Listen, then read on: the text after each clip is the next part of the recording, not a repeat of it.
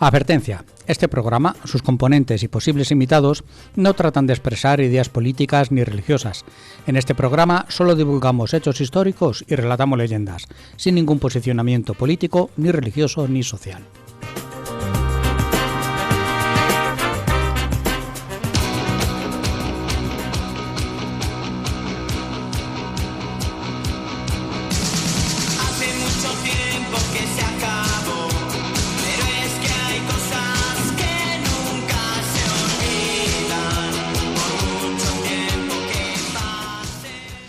A poco sí llegamos, ¿eh? A poco hasta un tris, vamos. Vosotros, yo he venido en coche. Tú has venido perfectamente. Pues yo no he podido sacar el coche del garaje de mi casa. Nosotros con esquíes, yo tenía que bajar por la cuesta de la Tía Virginia, digo, me espampano. Yo menos mal que tenía el coche fuera, porque tampoco lo tenía muy claro. Pues nada, pues yo es que he llegado de Corral y digo, pues lo guardo en el garaje abajo. Normal, lógico. Y ahora cuando ya salí he dicho el coche que tururú, que si quiere que le suba a hombros, que si no, que si no sube. Así que nada, aquí estamos, a 2 de marzo, 2-3 de marzo y está nevando aquí. Hay a to nevar sin conocimiento. Es la prolongación de febrero, febrero loco. Ya, pero ya... Sí. ¿Quién se iba a esperar hoy a estas alturas? Que... Y además, hoy ha tronado, ha llovido, ha granizado, ha hecho de todo en cosa de una hora. Madre mía. Sí. Pero nevando con unas ganas, una nevada con copos truenos. como puños. Así que bueno, pues vamos, que tenemos hoy programa. Vamos a ver, andamos por el número 180 ya, ¿verdad? 180 ya, macho. El anterior fue el 179. Y hoy con invitado. Exactamente, hoy tendremos un invitado ilustre de la gente que sabe, un especialista en historia militar, que nos va a hablar de la conquista de Nueva España. A ver, que creemos que México se lo conquistó Hernán Cortés y sí, conquistó la capital, Tenochtitlán, pero de ahí para arriba pues se tardó un par de siglos en terminar de llegar hasta Río Grande, y es un poco lo que nos va a contar este hombre, que es lo que escribió en su libro La frontera norte, el nacimiento del Far West español, que es una aventura realmente apasionante. Muy chula, que no lo hemos dicho, pero lo vamos a decir ahora mismo, y hoy no me interrumpas, por favor. ¿Yo no te interrumpo? Nunca. Estamos en No me cuentes historias, el programa de historia de Onda Plana Santa Cruz, 107.4 de la FM y en Onda Plana Santa Cruz. No te interrumpí. Casi lo he conseguido.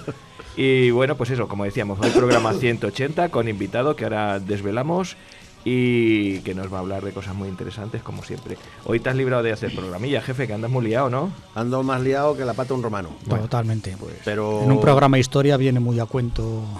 Lo de la pata del romano. Bien traído. Pero bueno, pues estamos en ello. Vete llamando al invitado, que todavía no hemos dicho ni cómo se llama. Y ahora. ¿Sí, hombre? ¿Ah, sí? Pues no atienden, imagínate. No, estaba yo aquí, ahí con los mandos, con sus cosas, ¿no? Estaba yo aquí luego dice cambiando que yo la estoy música. liado. Estaba cambiando la música y no me he enterado. Claro. Bueno, pues vete llamándole por ahí, que empezamos. Venga.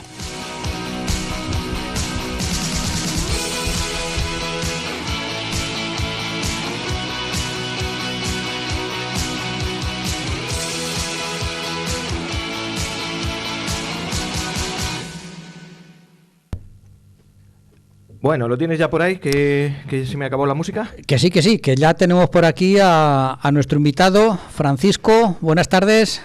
Hola, buenas tardes. Estás por ahí, que nos habla desde las Asturias de Oviedo, si no recuerdo mal. Efectivamente, justo desde Oviedo, en Asturias, o las antiguas Asturias de Oviedo. Exactamente.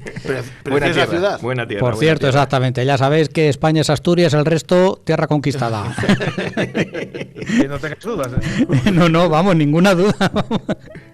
Pues nuestro invitado de hoy, Francisco García Campa, lo llevo siguiendo desde hace bastantes años en el mundo de la sonda. Bueno, primero en internet, que tenía y creo que lo sigue manteniendo, un blog de historia militar que se llama Bellum Artis, el arte de la guerra. Sí.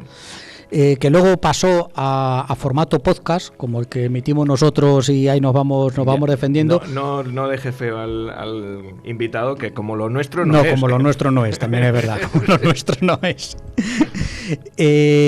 Francisco, su pasión es la historia, aunque él empezó estudiando Derecho en la Universidad de Oviedo, luego estuvo ejerciendo de profe, de FP, de Formación y Orientación Laboral, en el Colegio Fundación Massa Sabeus Salesianos, y ahora mismo está ejerciendo de derecho en la organización sindical Otecas en temas de enseñanza, defendiendo a los profesores de la concertada.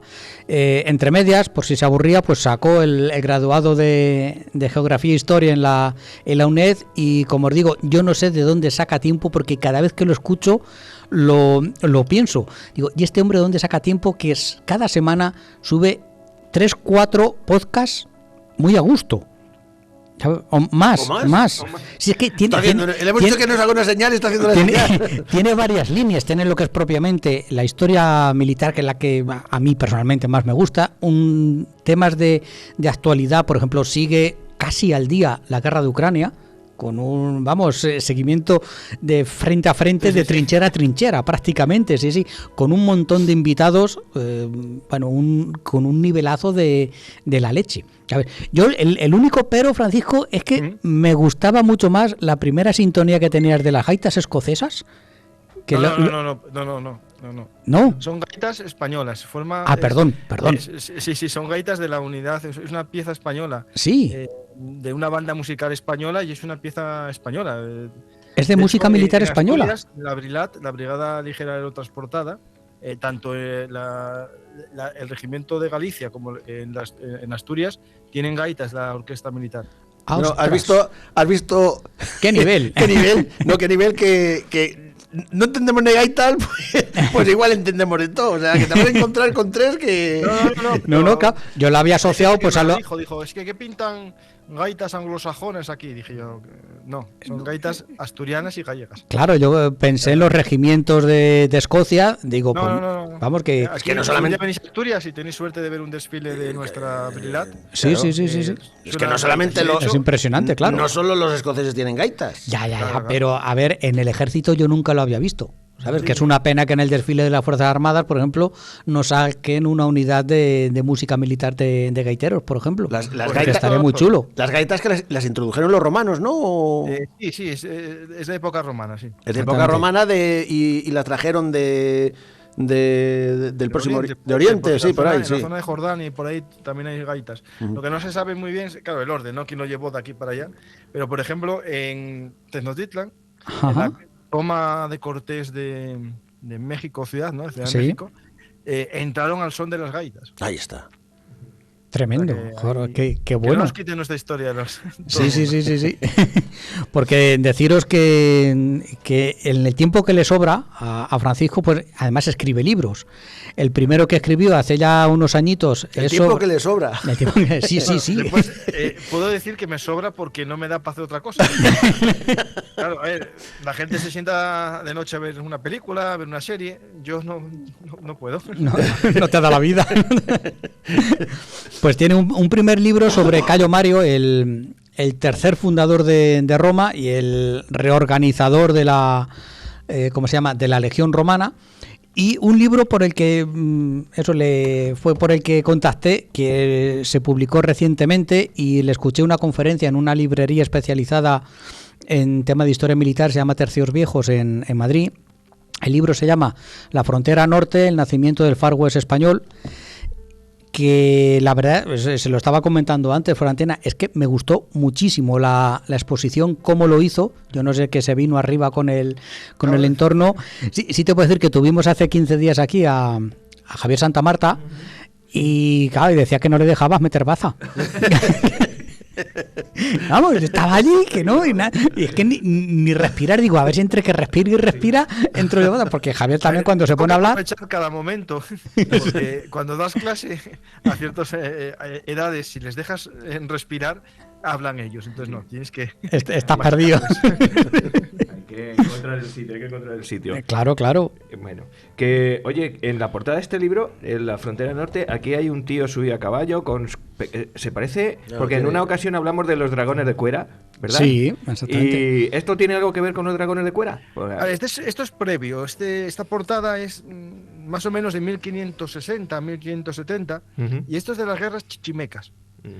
Digamos, en la expansión española hacia Norteamérica, ¿no? Hay que cruzar todo México, desde Ciudad de México, hay que cruzar todo lo que es Sonora, Sinaloa, Guanajuato, Guadalajara, todos los territorios, ¿no? San Luis de Potosí, para llegar después ya a Chihuahua y todos esos territorios ya que van a México, a Estados Unidos, al norte, ¿no? Pues allí, cuando salen del Valle de México, empiezan a enfrentarse a tribus indias que manejan el arco, que era algo muy poco usado en la zona de los mexicas, ¿no? Es decir, en la zona central. Entonces, para las lluvias de flechas, empezaron a darse cuenta que había que proteger al caballo y empezaron a ponerle estas bardas que se usaban también en la Edad Media europea, ¿no? Pero aquí se hacen textiles porque el tipo de flecha y tal, pues con algo textil, no hace falta una cota de malla, se protege. ¿Qué pasa? Que con el paso del tiempo, enfrentándose a indios flecheros, van usando también protecciones de cuero que protegen. Mejor que, por ejemplo, una coraza en mitad del desierto para que pesa digamos, mucho. No te hieran con una flecha de piedra, pues no tiene sentido. Entonces empiezan a usar cuero en varias capas, que es la famosa cuera. Claro. Y de ahí viene lo de dragones. A los soldados de cuera. Claro. Esto que se le ponía, el dibujo que pone aquí, más o menos, para que el oyente se haga una idea, es como lo que le ponen a los caballos de los picadores de los toreros. Es lo mismo. Yo lo comparo con un caballo de picador. Sí. Después, en el libro hay un dragón de cuera, precuera, es decir, antes de que se haga famoso y se regule por las ordenanzas borbónicas. Podría ser algo parecido a lo que tenéis en la foto esta del libro. Sí, lo estamos viendo en el libro. Lo estamos viendo aquí. Una mezcla, digamos, de cualquier cosa. Es decir, había cotas de malla, por ejemplo, que se seguían usando en el siglo XVIII, porque para las flechas era mejor una cota de malla que una coraza. Entonces, la cota de malla, que es medieval, se siguió usando en el siglo XVIII. O sea que... Claro, entiendo que es el proceso de adaptación. Tú vienes con una mentalidad tercios, por decirlo así, con su morrión, con su jorobar, que no me sale, con toda la pechera de hierro y más, pero claro, se enfrentan a los calores del interior de México y pesa mucho y da muchísimo calor, tiene que quemar esa armadura, claro. Entonces, para luchar contra personas que tienen piedras o tal, pues a lo mejor un morrión que está pensado para derivar golpes que vienen desde arriba, a caballo, no tiene mucho sentido. Entonces, pues te pones un gorro de cuero. Y ya, si te dan un golpe en la cabeza tienes mala suerte, pero tampoco tiene sentido andar todo el día con un morrión por ahí. Claro. Entonces, claro, se van adaptando, claro, a la realidad. Sí. Y lo de... Aquí. La doctora Ana María Vázquez hoy dice que todo empezó en Sumeria. Aquí, España, todo empezó en Tenochtitlán. Bueno, toda Nueva España. Toda Nueva España. Porque después está el Virreinato de Perú, que no empezó en México. A ver, básicamente, mi libro comienza un poco después de la caída de Tenochtitlán. No cuento nada de Hernán Cortés, digamos, en su momento de triunfo, sino una vez que ya tiene dominado la zona central de México, comienza una disputa entre los conquistadores y el virrey, ¿no? De ver quién manda ahí. Y Cortés, por ejemplo, manda expediciones para conquistar nuevos territorios que no estén bajo el mandato del virrey. Por ejemplo, manda una expedición hacia el occidente para ver si llega a la India, pero descubre la Baja California. Otros deciden ir hacia el sur a ver si encuentran nuevas riquezas y encuentran las selvas de Chiapas, ¿no?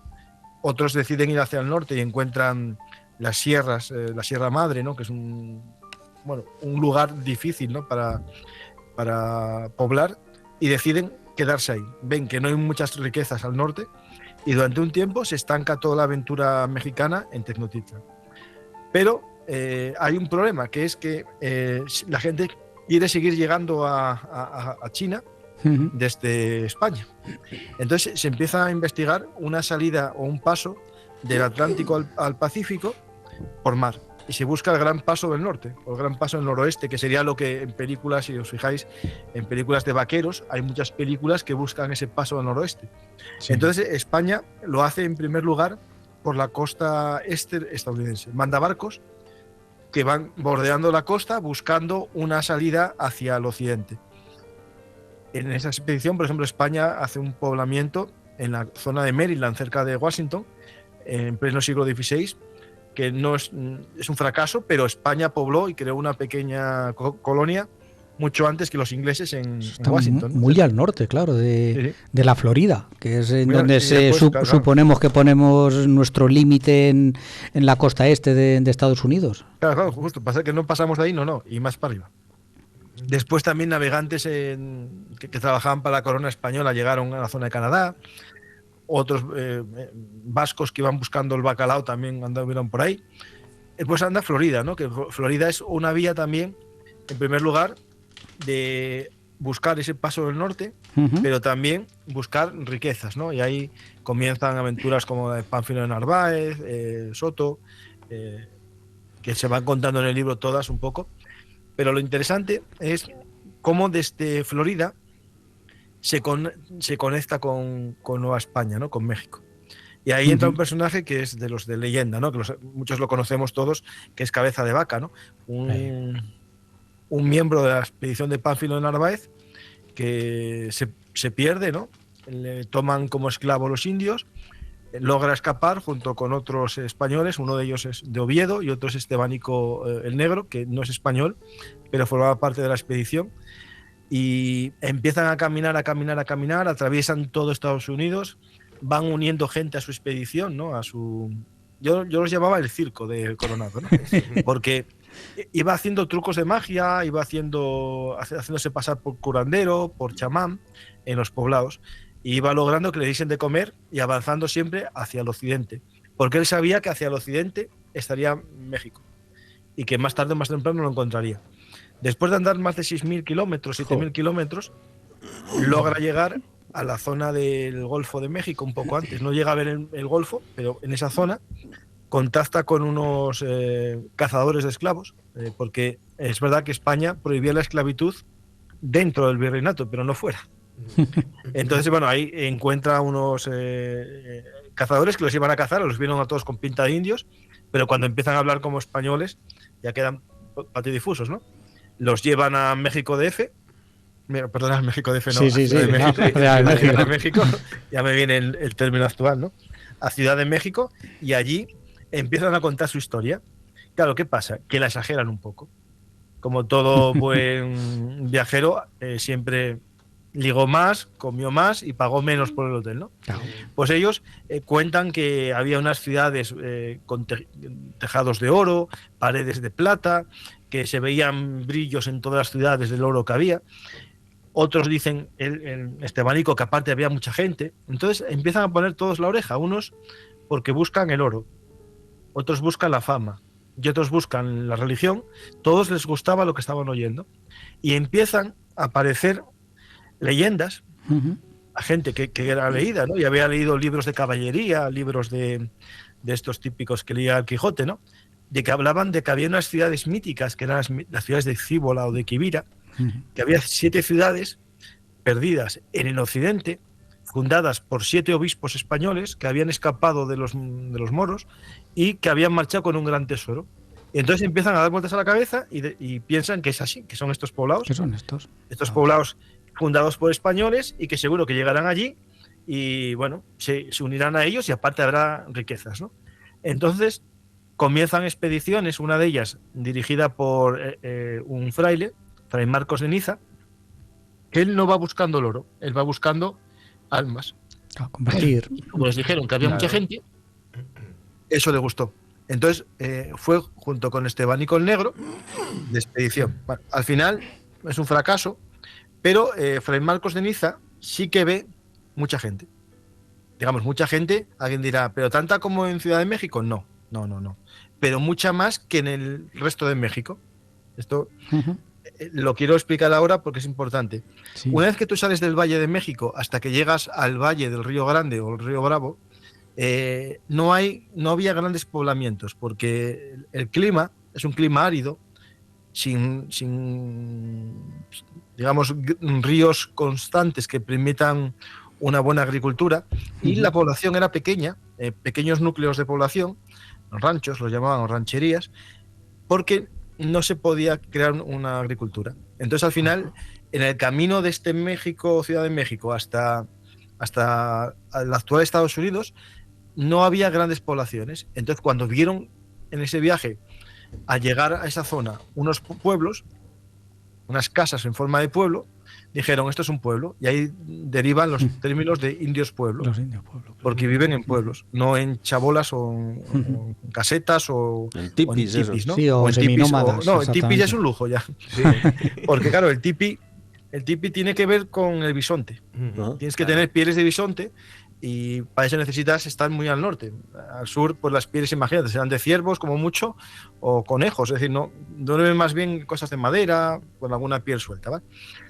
Entonces llegan ahí y este hombre no logra triunfar, pero sí que logra ver gente. Entonces convence al rey de que hay muchas almas al norte y miente. Dice que él vio mucho oro. Entonces el rey manda a un hombre, a Coronado, a hacer una expedición ya más grande. Y Coronado va con una expedición militar doble, con un contingente terrestre, una columna que avanza por el interior de México y una flota pequeñita que avanza por la costa del Golfo de México para llegar a coincidir en algún lugar y darles la comida que no podían llevar por tierra, ¿no? Sí, sí. Bueno, Coronado hace una expedición, no se puede contar todo aquí, ¿no? Pero está 3 años dando vueltas por ahí. Hitos que logra, en primer lugar, logra ver bisontes, de búfalos, a los que llaman vacas de cíbola. Ahí es el primer contacto así, digamos, a gran escala con los bisontes. Por ejemplo, también uno de sus hombres descubre el Gran Cañón del Colorado. En esas cosas que hace la historia increíbles, uno de los hombres de Coronado encuentra, yendo hacia el occidente, un árbol donde hay una cruz pintada y un mensaje que dice: aquí estuvieron los hombres de Alarcón. Es decir, los que subieron en barco Sí. y los que subieron en tierra no llegaron a verse, pero llegaron a coincidir en el mismo sitio, con lo grande que es el actual Estados Unidos. Claro, ¿no? tú imagínate unos que entran por Italia, otros que bajan desde Alemania y van y se encuentran a mitad camino. En el Sí, barrio de la sin esquina. saber qué es Italia, sin saber qué es España. Exacto, claro, pensemos Claro. que el mapa estaba en blanco, que Claro. no se ponían ni las costas en No el sabía mapa nada. del siglo XVI de América. Que, Claro, porque yo te doy un mapa mudo y todavía te orientas, sabes dónde hay ríos y dónde puede haber algo. claro, sí, Pero estos no sabían nada, ellos no sabían lo que había allí. Había una terra ignota que perfectamente podía ser el fin del mundo y caerse para el otro lado. Es decir, a ver, Sí, esos miedos existían. el claro. mensaje a terraplanistas. La gente sabía que el mundo no era redondo, ¿vale? Exactamente. Pero que no sabían muy bien lo que había allí, ¿no? Pues se descubre, se encuentra ese punto, pero al final Coronado tiene un problema. No es capaz de habitar esa zona, ¿vale?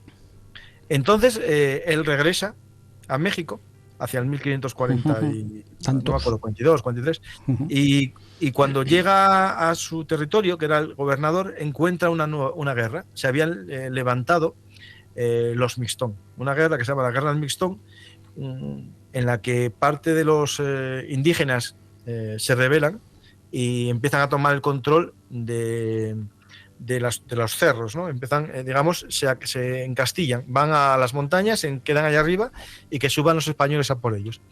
Y pues ahí hay una da guerra lugar- entre los españoles y entre y los indios, pero no los indios de la zona de México ciudad, sino de los las del montañas, norte, ¿no? Del norte, Exactamente. un poco al norte. Digamos, en la se llama Nueva Vizcaya esa zona. Que se sigue llamando así, ¿no? La Nueva Vizcaya. No ha cambiado de No, nombre. creo que se llama Nueva Vizcaya de Ajá, todavía. mantiene el... Es decir, me parece que sí, espera, bueno, lo miro, pero creo que sí. Vale. Entonces ahí se levantan y él le pilla ese momento justo. Pero después, una vez que acaban con este levantamiento de la Nueva Vizcaya,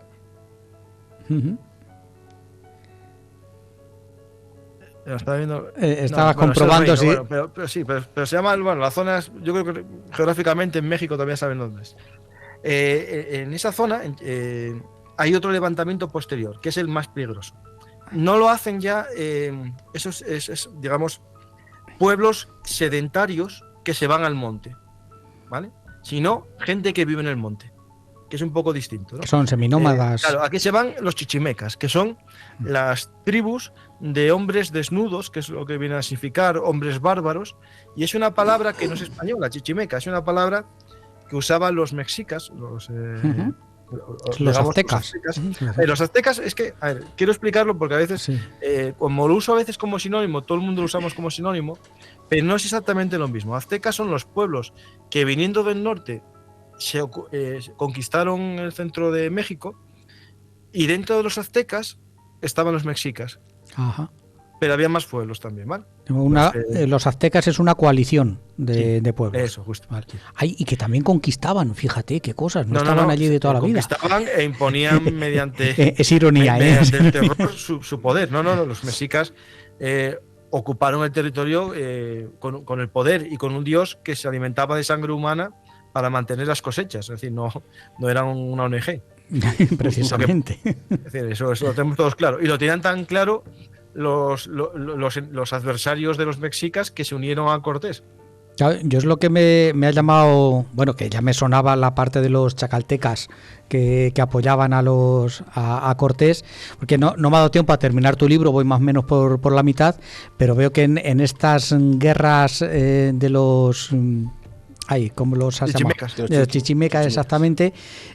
Los españoles, para ir sedentarizando y ir conquistando territorios, digamos que llevan a sus antiguos aliados, los chacaltecas y otras tribus ya más civilizadas, vamos a decirlo así, más acostumbradas a estar con los españoles, los llevan como ejemplo, sí. Para que el resto de indios se fijen en ellos. Mira, estos labran la tierra, estos tienen sustento todo el año, vamos a hacernos como ellos y vamos a dejar de estar desnudos por aquí por el monte, malviviendo de aquella manera.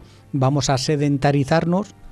Sí. Es más o menos la idea que la idea básica era lo que pensaron tanto los misioneros como en sí los civiles, ¿no? Era que la única forma de acabar con la violencia era la sedentarización. Es decir, si tú lograbas que los nómadas se asentasen, era más fácil educarles, más fácil mostrarles la ventaja de vivir de forma europea, ¿no? Civilizada. Alguien se va a enfadar con esto, pero bueno, es lo que pensaba la gente en el siglo XVI, ¿no? Sí. Entonces, tanto las misiones como los presidios, como los poblamientos de indios, ¿no? Son las tres vías que yo identifico en mi libro como las tres formas de lograr la frontera norte. Es decir, en estas tierras chichimecas, al principio se probó una guerra ordinaria, ¿no? Se mandaban tropas, no se podía porque estos escapaban. Y además usaban la táctica de la fila india, avanzaban todos uno detrás de otro para dejar pocas huellas y no saber cuántos eran los que atacaban. Entiendo que harían guerra de guerrillas. Claro, todo guerra de guerrillas. Aparte, robaban caballos y aprendieron a usarlos, montaban a caballo ya en 1550, y los Sioux empiezan casi en el 1680 a montar en caballo. Es decir, los Apache, ¿no? Los Sioux es más tarde. Sí. Hacen también, por ejemplo, ataques a los convoys, como saben que lo importante o lo que España quiere de esa zona es la plata. En vez de atacar las minas directamente, atacan los convoys que van por los caminos. Entonces España tiene que empezar a crear convoys protegidos, furgones blindados, crea unos carromatos con placas de metal para que estén protegidos los pasajeros y la plata. Opta por crear también unidades de guerra insurgente. Es decir, lo que hacen, por ejemplo, crear unas unidades mixtas formadas por capitanes españoles o mestizos, sí, con indios, para luchar a la manera india contra los indios. Pero todo eso, claro, deriva en más violencia y entran debates o discusiones sobre el sentido de la guerra contra los chichimecas. ¿Es una guerra justa? Había religiosos que se planteaban que realmente atacar a estos indios que defendían sus casas a lo mejor no era lo más justo ni lo más legal. Y en el libro planteo cómo se hace todo el planteamiento legal, teológico, sobre la guerra justa. Se va a Roma y se sacan teorías de Cicerón, por ejemplo, de la guerra, y también algo que era la fuente de financiación de la guerra. Es decir, muchos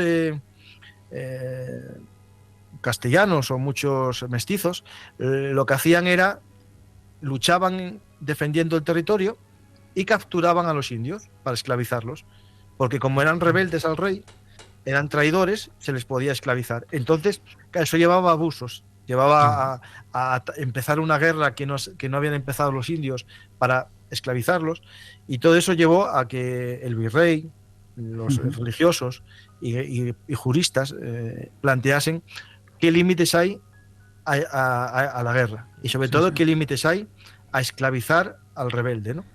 Y al final llegan a la conclusión de que no es justo esclavizar a esta gente porque no eran traidores, no habían jurado fidelidad al rey y por lo tanto no eran traidores. Otra cosa es un pueblo que si hubiese jurado fidelidad, se hubiese sublevado al rey y se hubiese levantado, eso sí. Pero estos nunca habían llegado a estar bajo la corona española. Y Francisco, ¿alguna otra nación se planteó eso siquiera? Porque claro, a los españoles ahora nos atacan mucho de que somos unos genocidas. Pero hasta donde yo sé, creo que España fue el único país que se planteó esa guerra justa. A ver, yo no sé si Inglaterra, Francia, los alemanes, los rusos en Siberia se plantearon en algún momento que era justo el atacar a esos otros pueblos. A ver, yo no sé si en un momento concreto un pastor luterano, un pastor protestante se planteó esto. Esto es propio del momento histórico del siglo XVI del catolicismo, ¿vale? Esto surge dentro del entorno de la Escuela de Salamanca, que es la Universidad de Salamanca, la conocemos todos, pero dentro de la Universidad de Salamanca está Francisco de Vitoria y la creación del derecho de gentes o el derecho internacional. Ese concepto de un derecho por encima del derecho del rey y por debajo del derecho de Dios, estaría en medio, que es igual para todos los seres humanos. ¿Por qué? Claro, España y Portugal también, en el fondo, cuando se expande por el mundo, descubre distintas culturas, descubre distintas formas de ver el mundo y se da cuenta que no se puede someter a todos los seres de la humanidad a las mismas leyes, si son leyes del hombre o si son leyes de Dios, porque no conocen a Dios como nosotros. Entonces empieza a aparecer un derecho internacional que es distinto. Aparte se añade una concepción humanística, ¿no?, del ser humano. Por ejemplo, sé que Francia, en Canadá, su trato con los indígenas fue mucho mejor que Inglaterra en su zona. Sí. ¿Por qué? Porque influye también el hecho de que son católicos. El derecho romano. Y también aparece, por ejemplo, los jesuitas estaban también en la zona de Francia. Entonces, claro, al final los jesuitas no pueden cambiar mucho el discurso si están de misiones en España, en Nueva España, en Perú, en Argentina, bueno, el Río de la Plata, o están en Canadá. El mensaje es parecido. Al final, lo que quiero decir con esto, que sí que puede existir una concepción distinta del ser humano dentro del siglo XVI, ¿vale? Entre calvinistas, por ejemplo, y cristianos, que puede haber católicos, perdón, puede haber una pequeña distinción. En el libro incluso planteo, cuando trato el tema de las misiones, el hecho, cómo concebían los franciscanos y los jesuitas a los indígenas. Los consideraban que eran niños. ¿Por qué? Porque no habían tenido ni la suerte de conocer a Dios, pero eran almas puras, eran como una especie de tabla rasa, como un lienzo en blanco que se podía pintar. Y por lo tanto, digamos, los educaban como seres un poco, ¿cómo explicarlo? Puros. Es decir, vale, ¿son ignorantes o son...? Eso enlazaría con el mito del buen salvaje luego de la Ilustración. Sí, es parecido al mito del buen salvaje. Sí. Sí, sabían que hacían barbaridades, pero no hacían barbaridades por ser malos. Sí. Sino porque no tuvieron la suerte de conocer a Dios. De hecho, ya desde al principio, por ejemplo, cuando estuve en México en una misión española, bueno, abandonada, en la zona de Chiapas, me llamó la atención, bueno, el hecho de que estaban cruces de Santiago por todos los sitios, pero aparte, cuando entro dentro y veo pinturas barrocas con un estilo distinto, el día que nos llevó, me dijo, mira, estas pinturas están hechas por indígenas, porque fue una discusión que se planteaban entre los religiosos si realmente los indígenas tenían capacidad de crear arte o no. Entonces los misioneros dominicos pensaban que sí y les dieron una iglesia para decorarla, para demostrar que ellos tenían la capacidad de entender el arte y de sentir a Dios en el arte. Sí. Es parecido a cuando viste la película La Misión y les ponen a cantar. Sí. Cuando Hace llega poco lo mismo, es parecido. hablábamos de las misiones jesuitas del Paraguay. Yo es que me dormí en la película. Es que, animada no es, pero tiene mucha amiga. Yo cuando me puse a escribir el libro, me vienen momentos de la película, es verdad que sí, que te duermes y tal, pero si la ves un par de veces, la puedes llegar a ver completa. Y hay escenas que son impactantes. Es decir, por ejemplo, como un misionero, ¿no? Un jesuita que iba por Sonora, Sinaloa, esa zona desértica de la costa de Baja California, iba en un caballo o una mula, con un burro, acompañado de un soldado o dos, si tenía suerte, o si no solo. Llegaba a un pueblo, se ponía su mejor hábito, se cogía una cruz y la Biblia y se metía dentro de un poblado. Con suerte, si no lo mataban, le escucharían. Entonces, con suerte, él sabía alguna lengua, porque a los misioneros les enseñaban varias lenguas nativas, y si no sabían su lengua, habría alguien en ese poblado que entendería la lengua del vecino y serviría de traductor. Y así empezaba todo. Y poco a poco iban creando una misión, enseñaba a la gente a trabajar la tierra, algo de ganadería, algo de alfarería, algo de tejido, y con eso poco a poco se iba creando un poblado que era sostenible, digamos, tenía una economía que le permitía vivir, y se fue creando una red de misiones jesuitas en toda esa zona de Sonora y Sinaloa, que llegó a comerciar excedentes con Ciudad de México. O, por ejemplo, en la zona de Nuevo México, posteriormente, los dominicos, ¿no? Es decir, esto, claro, es la forma de afianzar el territorio. ¿Quién va a vivir allí si no hay algo que te atraiga, ¿no? Pues una forma es las misiones, otra es los poblados de semilleros, es decir, de indios ejempleros, ¿no? Que es lo que tú decías. Claro, sí. Por ejemplo, yo cojo a unos tlaxcaltecos, les digo 400 familias de tlaxcaltecos, os ofrezco tierras, título de hidalgo, de don, y os ofrezco exención de impuestos toda la vida si os vais a vivir a esa ciudad, que está en mitad de las tierras chichimecas. Se fueron allí, empiezan a cultivar la tierra, los indios de las montañas ven a gente como ellos viviendo de otra manera, bajan a intercambiar cosas, a comprar, y poco a poco se va produciendo otro poblado de los indios que se empiezan a sedentarizar, ¿no? Y eso es la forma que España descubre para pacificar la zona. Sí. También comprarlos, es decir, a los que bajaban les daban herramientas, les daban comida para que pudiesen empezar una vida.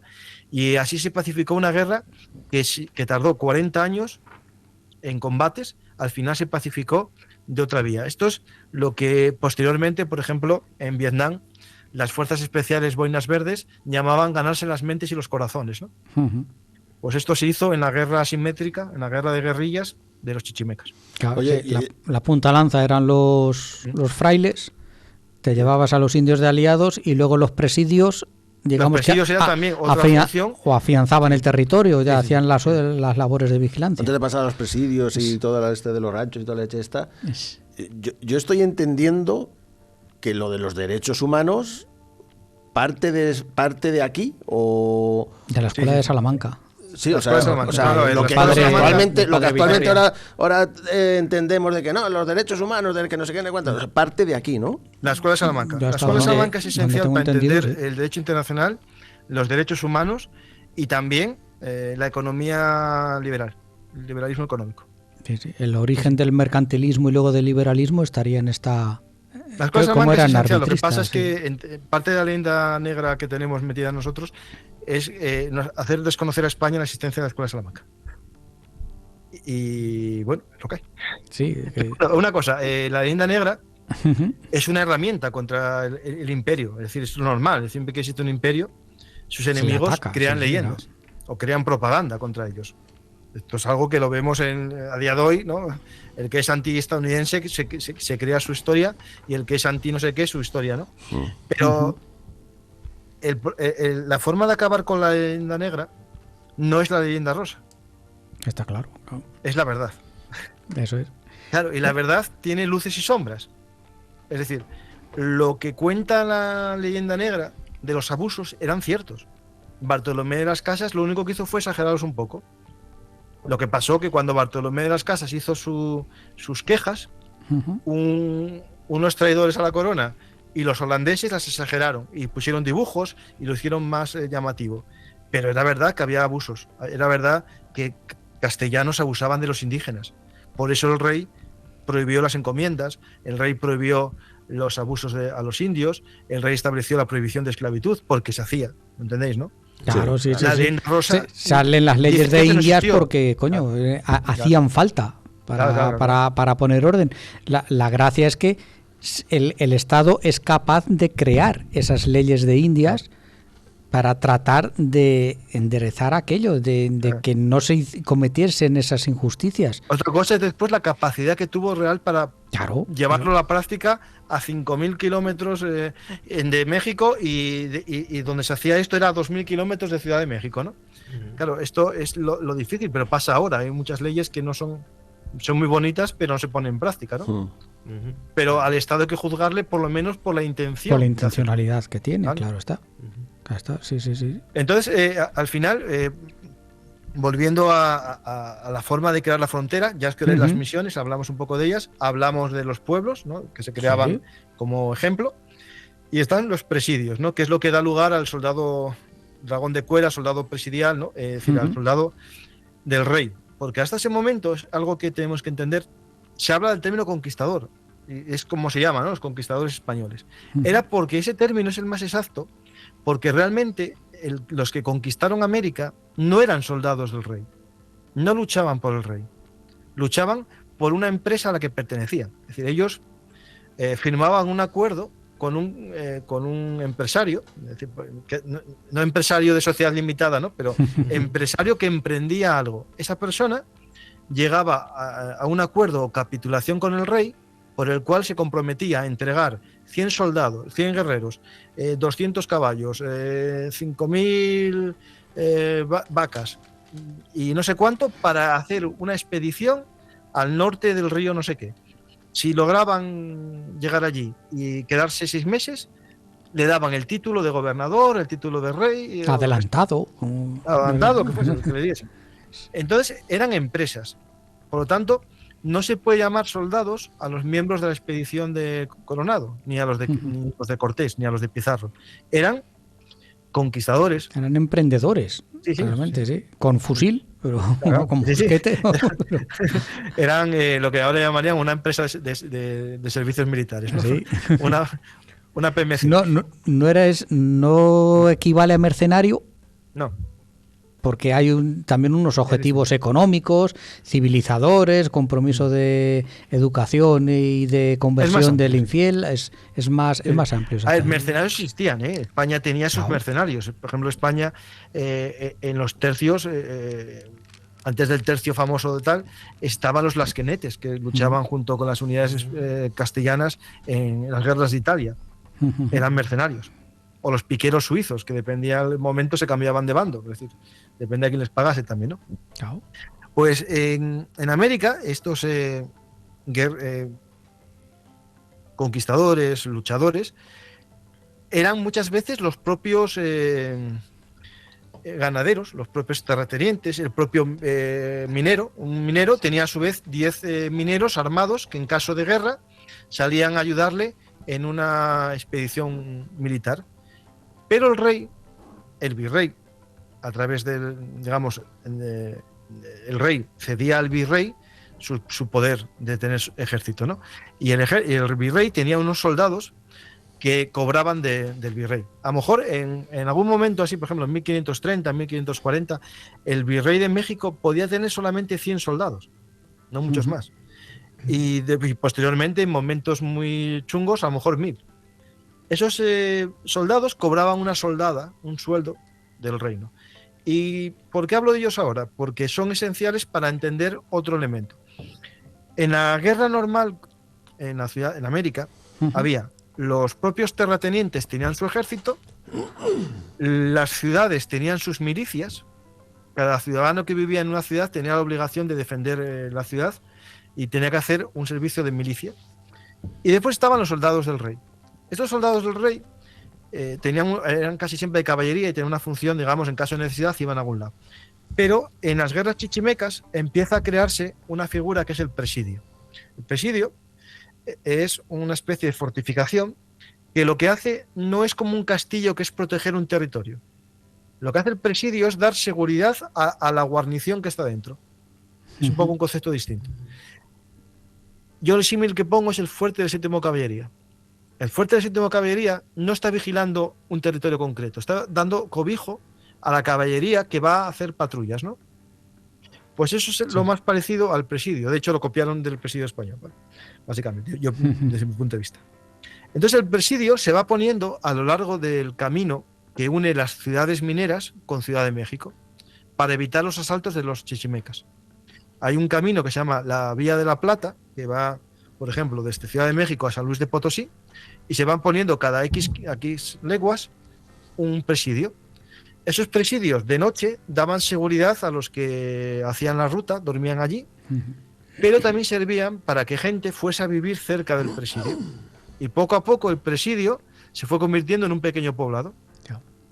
Y cuando ya se acabó el peligro, los soldados iban hacia el norte a crear otro presidio, pero el poblado se quedaba y daba lugar a un pueblo. Por eso las 3 formas de crear ciudades eran la misión, la ciudad de indios y el presidio. Me ha gustado, Francisco, esa organización militar de los terratenientes con su gente, los soldados del rey y las milicias de las ciudades. Eso es la reconquista de España. A ver, es que básicamente... Claro, es que lo que hicimos fue trasplantar lo que conocíamos, al fin y al cabo. No, a ver, todo lo que se ve en América, que desde fuera dirán, estos tíos son estas leyes de conquista. No, lo que hizo España fue transportar toda la legislación militar y legislación de guerra a una nueva conquista, que fue la de América. Todo lo que estamos hablando aquí, la encomienda no es nueva, la encomienda era una medida que se usaba en España, bueno, en España, en la península ibérica, para que nadie se ofenda, ¿no? A la hora de conquistar territorios a los musulmanes, se encomendaba a un terrateniente o a una orden militar un territorio junto con los moros que habitaban en ella. ¿Qué pasó? Cuando esto llegó a América, se hizo con lo mismo y se llamó encomienda igual. Te estamos hablando desde una encomienda. Desde la encomienda de Santa Cruz de la Zarza y desde la casa de la encomienda de Santa Cruz de la Zarza, que es donde está esta emisora. Que dile que Asturiano de Pro. En Menéndez de Avilés. Pedro Menéndez de Avilés. Fue el primer comendador de la encomienda de Santa Cruz. Anda, mira. Sí. Lo tenemos pues mira, aquí. alguien dirá que sois no sé, víctimas del colonialismo español. Colonialismo asturiano. Aquí no tenemos como Santa Crucero ilustre, aunque no sabemos si estuvo aquí en alguna ocasión. Hicimos una exposición hace unos años. Estamos viendo que la encomienda ya estaba aquí, porque era una herramienta. Sí. Y de hecho, por ejemplo, en el libro suelto alguna norma de la época de Alfonso X el Sabio. En la zona de Nueva España, igual que en la zona del Perú existía la mita de los incas, ¿había algo parecido con los mexicas? A ver, sí, pero ¿qué tema hay? Que las minas de San Luis las minas de Potosí en Perú se producen en un territorio inca, que existía esa mitla, y al final la población estaba acostumbrada a obedecer ya ese mandato de mitla. Pero en México las minas no están en el lugar donde estaban las grandes ciudades, sino en las tierras chichimecas. Entonces, claro, poner un trabajo forzado a esta gente, pues no. A los guaraníes les pasaba lo mismo, lo veíamos hace poco, que claro, que no entendían qué es eso de trabajar. ¿Qué me cuentas? De matar aquí ciervos y estas cosas. Lo cuento en el libro. Creo que lo cuento, o si no, se deriva de lo que digo, es que cuando se conquista el territorio central de México, que ya estaba sometido a un imperio, lo que se hace es cambiar el jefe. Al final, las personas están sometidas a lo mismo, a pagar impuestos, ya sea en especie o en dinero, igual aquí que en el Imperio Romano. Por lo tanto, ¿a mí qué me importa? Si el que me viene a mandar ahora es el rey de Castilla o el gran Tatoani no sé qué, porque me hace pagar impuestos y me hace trabajar X horas en las tierras comunales. al menos este no me sacrifica, ¿no? Dentro lo malo. No, latigazos, pero no me mata. Pero claro, esto no avanza igual en las tierras que jamás estuvieron sometidas a un gran emperador. Cuando llegan a los chichimecas o llegan a los indios pueblo, que jamás tuvieron un sistema impositivo, ¿no? Jamás tuvieron la obligación de trabajar, claro, empiezan a rebelarse. Claro, cuando todo va bien, tantos felices como castañuelas, porque tienen seguridad, tienen más comida, tienen acceso a herramientas que jamás hubiesen soñado en su vida, una azada, arado, lo que penséis, no sé, tener corderos, tener comida, porque claro, las proteínas eran bastante escasas en la época mesoamericana, en la época precolombina. No era comer, no tenían como nosotros un gochu para comer, ¿no? De hecho, alguna serpiente. No sé si lo sabéis. Claro. Hay una cosa que... Al final los cerdos y las gallinas las llevamos de Europa. Todo. O sea, no tenían ni conejillos de India como en el Perú. Claro, el acceso a la proteína animal era bastante escasa. ¿Puede ser eso una explicación de la antropofagia, del canibalismo? Hay gente que dice que sí. Otros, en su sueño idílico, dicen que no, que solo era simbólico la comida. Pero la realidad es que los relatos dicen que el corazón se lo comían los sacerdotes y tal, pero el resto del cuerpo se tiraba. Es verdad que no se comía todos los días. Esto no era todos los días, pero sí que había una antropofagia en busca de proteínas. Hay gente que me dirá que no, pero hay autores que dicen que sí. Hay algunos que empiezan a justificar que el acceso a las proteínas lo hacían a través de un hongo que sale en el maíz en México, y ese hongo tiene proteínas y que con eso se alimentaban, pero no sé, me parece un poco extraño. Es verdad que el canibalismo no es una fuente proteínica idílica, ¿vale? Porque necesitas estar en guerra siempre para tener una alimentación. Tienes que mantener, ¿me entiendes, no? Sí, equilibrio. Es decir, es como lo de los tabús de comer carnívoros, ¿no? No comemos carnívoros, ¿por qué? Porque alimentar un carnívoro es más caro que alimentar un herbívoro. Sí, claro. Y a partir de ahí nace el tabú. Claro, pues sí. Y creas un tabú, lo mismo. Pues yo en mi libro, por ejemplo, cito en un momento que los españoles llegó un momento que permitieron a los tlaxcaltecos comerse a enemigos porque era para mantener las tradiciones. Es decir, igual que tiramos la cabra por el campanario. Pues no sé si lo viste, fue al principio del libro, yo creo que lo cito. Sí. Y claro, son cosas que nos extrañan, nos chocan, pero bueno, en cada lugar el mundo se interpreta de una forma distinta, ¿no? Claro. Y lo que pasaba es que cuando todos estaban a gusto, ¿no?, con estar bajo el nuevo jefe, los que estaban acostumbrados a tener jefes ya estaban acostumbrados a buenos y malos, pero los que nunca habían tenido un jefe como un emperador o un rey, no. Entonces, cuando las cosas iban bien, felices con los españoles. Cuando las cosas iban mal, a tortas. Empezaba alguno a decir, mira, esto pasa por haber dejado a los dioses, por haber dejado a la naturaleza, esto es por los espíritus se vengan. Entonces se rebelaban contra digamos, los españoles. Por eso fue más fácil. Muy frecuente con las malas cosechas.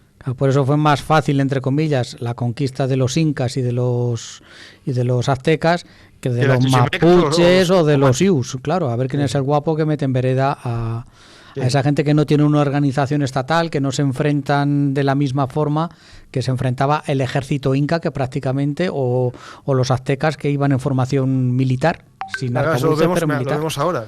Estados Unidos, en una guerra ejército con ejército, no tuvo, o sea, Irak le duró un telediario, pero en una guerra insurgente no se hace con ella nunca.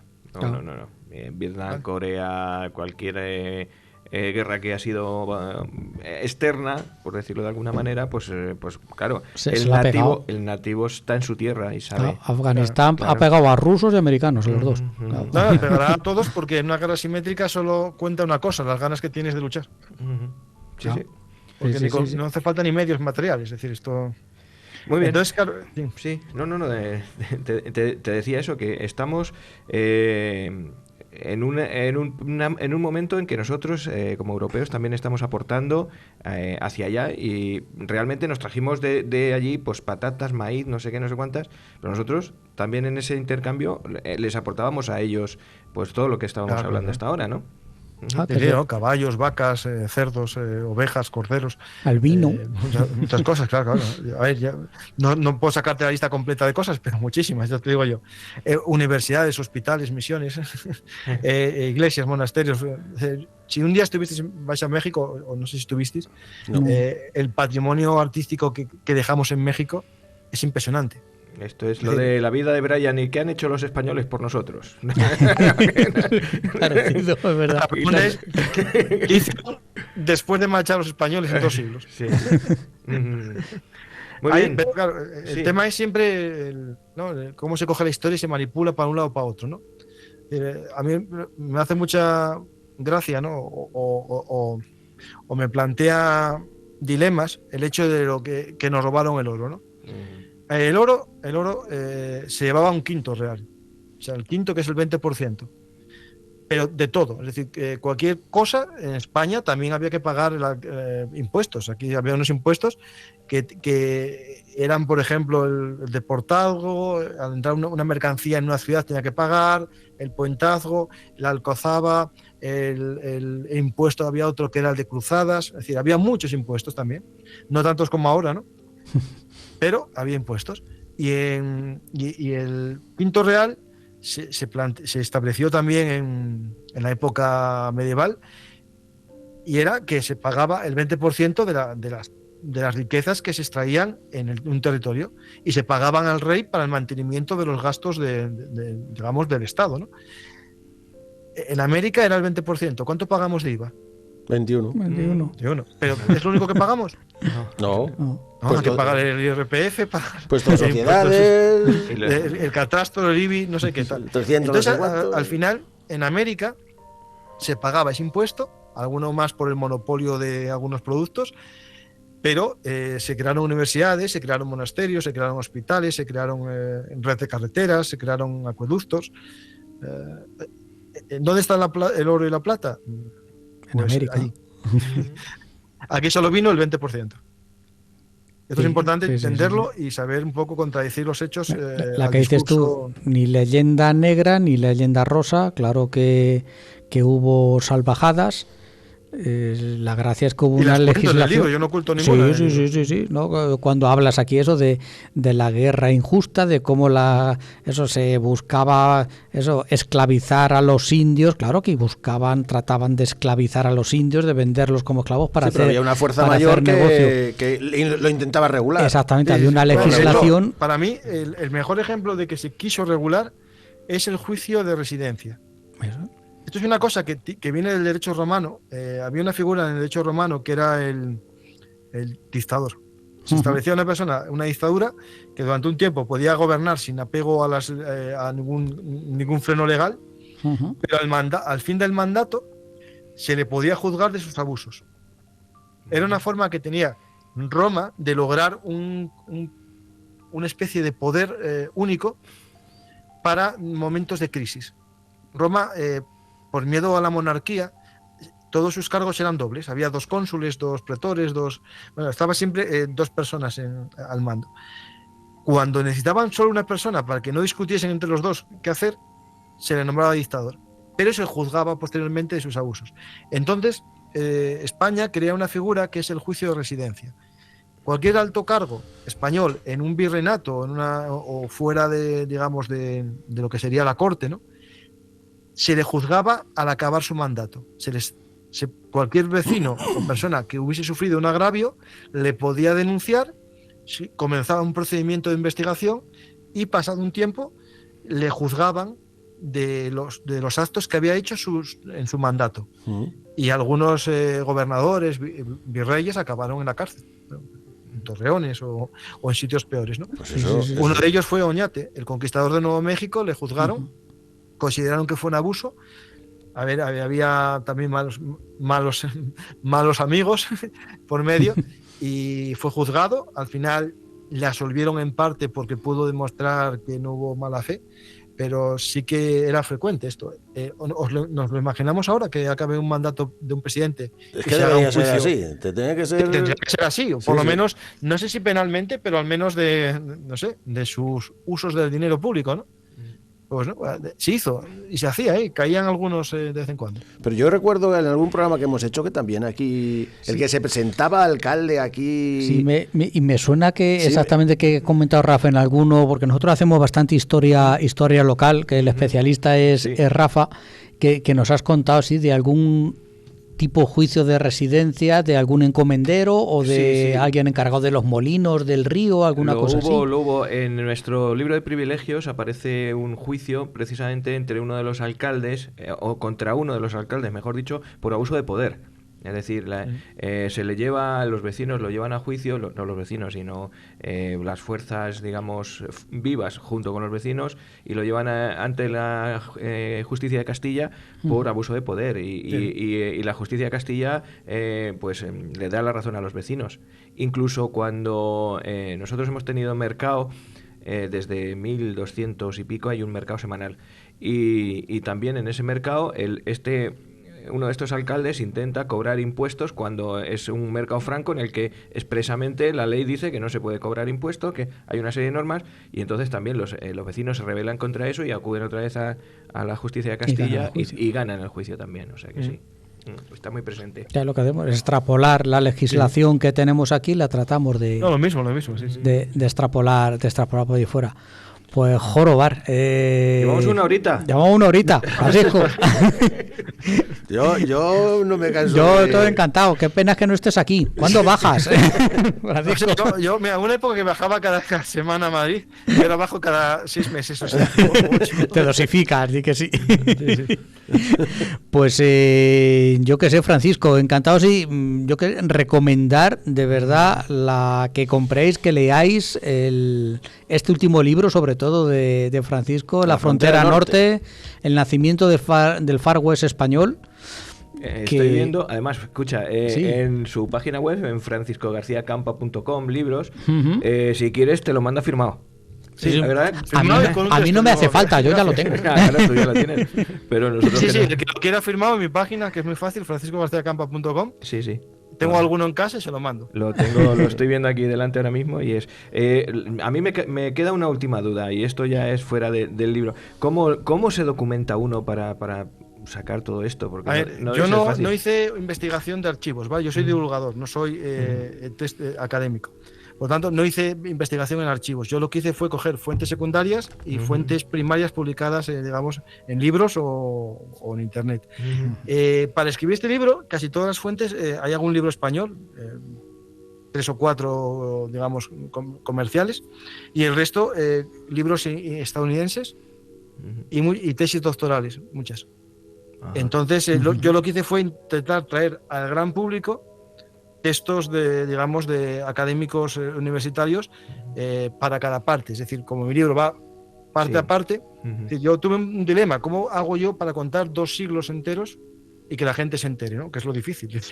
Porque a lo mejor hacer un libro sobre una parte es muy fácil, tú vas echando información ahí. Yo intenté resumirlo, y entonces lo que hago es traer lo que está, porque no descubrí nada, está en muchos sitios, y lo unifico. Intento hacerlo de forma divulgativa, sin pies de página, sin poner 50 pies de página. Intento citar al autor siempre en el texto. Me digo, según dijo tal persona, pum, tal. Y porque mi deseo es que esto la gente descubra que existe, y el que quiera saber más, coja cualquier libro de la bibliografía e investigue, ¿no? Sí. Es decir, esto hay mucho, pero hay mucho académico. Hay muchas tesis estadounidenses, muchos libros estadounidenses, porque para ellos es su historia también. Claro. ¿No?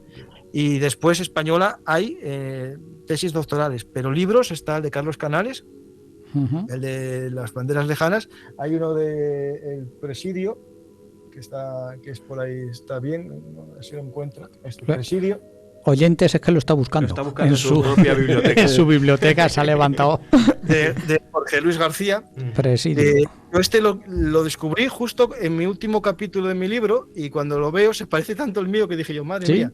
Va a escuchar de plagio. Lo descubrí en el último capítulo y de hecho lo cito en la parte de Texas. Porque en Texas me sirvió de fuente porque tiene textos muy buenos que él encontró en archivos, ¿no? Es decir, es importante entender que esto hay que explicarlo y contarlo a la gente. Mi deseo no es descubrir nada nuevo, sino contar lo que existe. Por eso es un libro divulgativo. Y eso quiero dejarlo bien claro. Yo soy divulgador histórico. No soy académico que hace un libro que está muy bien, pasa a pares, lo leen 4 y ya está. No, esto quiere decir que eso que descubrió ese hombre o esa mujer lo lean 400 y lo escuchen 5.000. Exactamente. Lo importante de la historia es que la gente sepa que existe, ¿no? Eso es. Lo importante es ese eslabón, pero vamos, tampoco por echar por tierra el trabajo del historiador. Sin el trabajo del historiador, el divulgador no tendría que divulgar. Hay alguien que se tiene que meter y bichear y bucear en los archivos y dejarse las pestañas leyendo documentos del siglo XVII que tiene su aquel, el entenderlo. Hay que darle a ese hombre que descubrió eso la cita y mencionarlo para que todo el mundo sepa que se le reconozca, trabajo existe. Claro. Exactamente, su trabajo. Y el libro tiene muy buena pinta, no solamente por el formato, por la portada, es que da un aspecto de casi cómic, de aventura gráfica, la portada me refiero,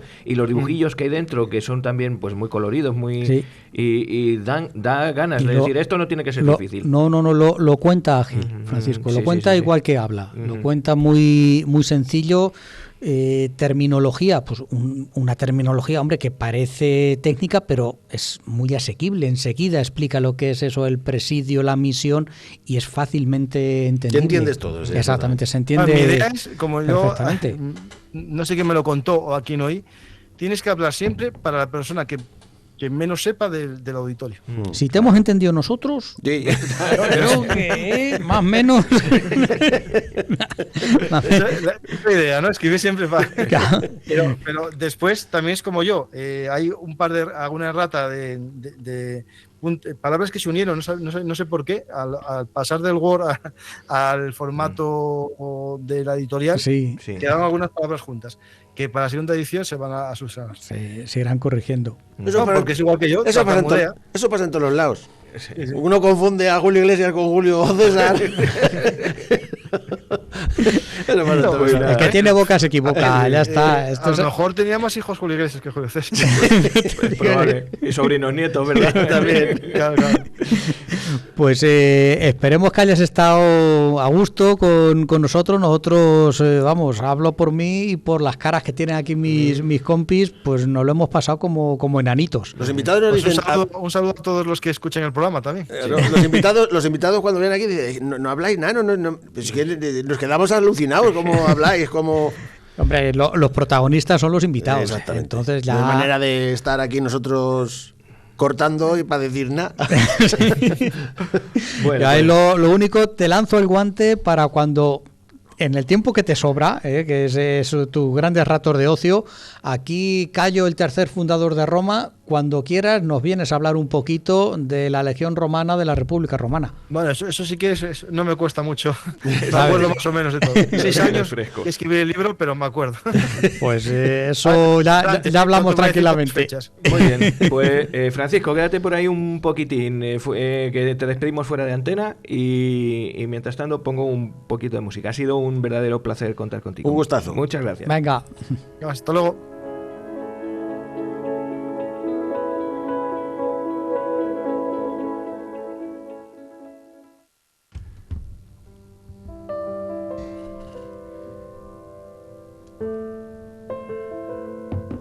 ¿Os ha gustado el hombre este, eh?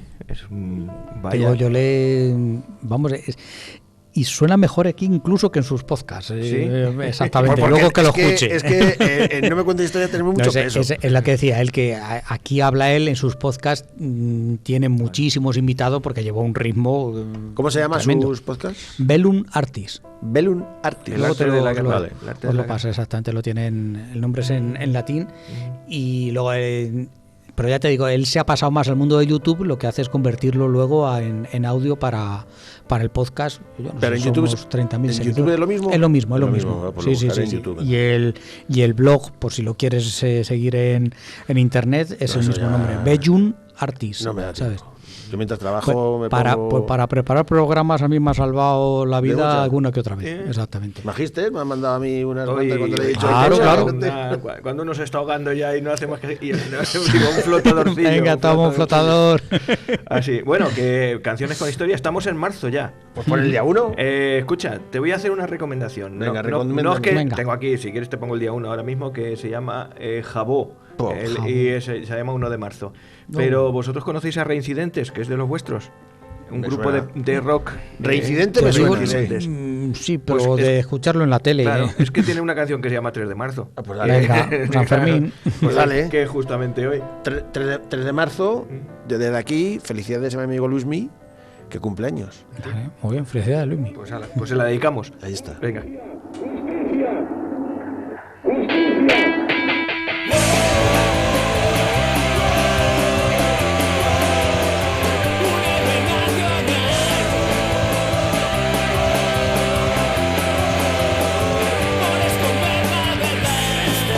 Del 76, situación complicada en Gasteiz, huelga de obreros en el metal, precariedad laboral.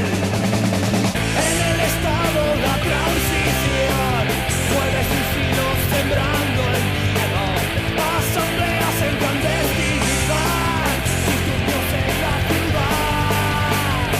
Una iglesia era un buen sitio, pensalo brutal de los grises, botes de humo y balas. Pánico, pánico, sangre, rabia y 5 muertos. Sangre, balas, hay 5 muertos. El pueblo pide justicia. Aquí no me estáis diciendo que la quiten y que la cambie, ¿verdad? Estáis No. haciendo así con la cabeza. Sí, estamos meneando la melena. Sí. Más de 30 años y nadie señala al culpable por esconder la verdad. Un héroe nacional.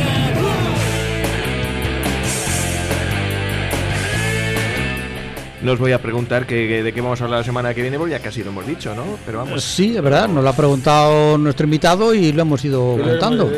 lo hemos... aclara tú eso de lo de la esta... Yo ya lo diré la semana que viene. Sí, que además... Hay que dejar así que me digan, ¿y masturbación qué es eso? Sí. Además fue una sugerencia de un oyente nuestro. Sí, de Jean Oliver. Sí, La verdad. exactamente. Teníamos, de eso hace de 3 temporadas o 4. Hace un por lo montón de menos. tiempo. Pero para que vean a la gente que cumplimos. Sí, cumplimos. Que Al final tenemos cumplimos. Mala memoria, cansinos, tardíos, pero bueno. Pues nada, pues 1 hora y 12 minutos de programa, que ya está muy bien. Ah, está Hoy nos vamos a estupendo. ir a acostar pronto y todo. No, Y... algo haremos mal, no te preocupes. Tengo que ir a Granada yo mañana. Sí, mañana vas para Granada. Bueno, mañana. Hoy es sábado, mañana domingo. Hoy. Pues ala, estamos entre el sábado y el domingo, por eso he puesto la del día 3. Ah, va, Pues, muy así bien. que, pues nada, pues nos vemos la semana que viene. Pues nos Nada, vemos la semana chicos. que viene. La semana que viene aquí en No Me Cuentes Historias. Un besito. Hasta Juan, pronto. Joaquín. Adiós. Hasta luego. Adiós. ¿Dónde vamos después de morir? ¿Qué son los agujeros?